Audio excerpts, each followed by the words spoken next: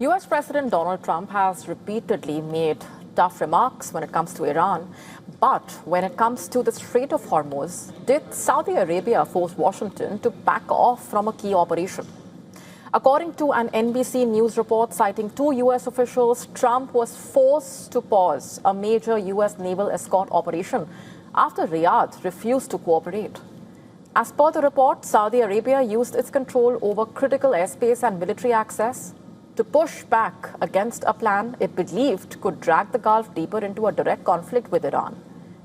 And according to the report, Gulf allies were caught off guard after Trump announced Project Freedom, the US mission designed to guide ships through the Strait of Hormuz.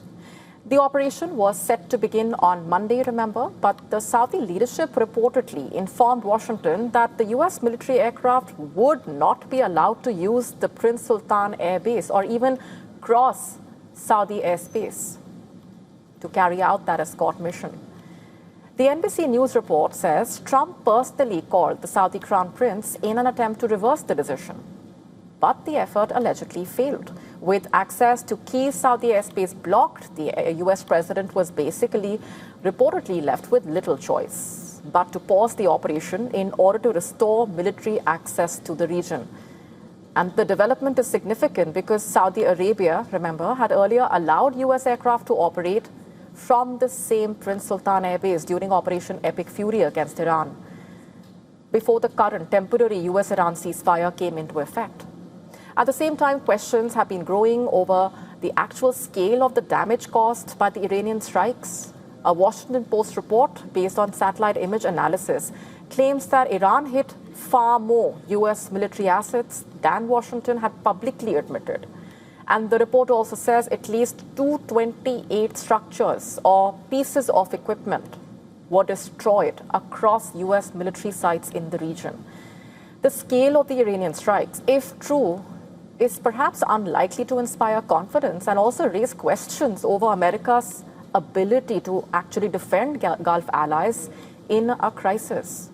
Even as these reports surface, the US is waiting for Iran reportedly to respond to a new proposal aimed at ending the war and reopening the Strait of Hormuz. According to Axios, Washington expects a response from Tehran within 48 hours. Iran says it is still reviewing the proposal, reportedly. The one-page draft agreement is reportedly set to include 14 points, including the gradual reopening of Hormuz, sanctions relief, limits on Iran's nuclear program.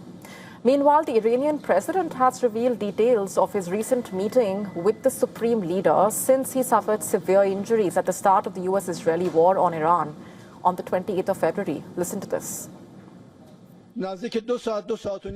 I had the honor of meeting the dear leader. We spoke with him for nearly 2.5 hours. First of all, I should tell you that his views and the way he interacted were truly sincere and humble. For a leader to treat a person in such a manner, he genuinely had such a demeanor.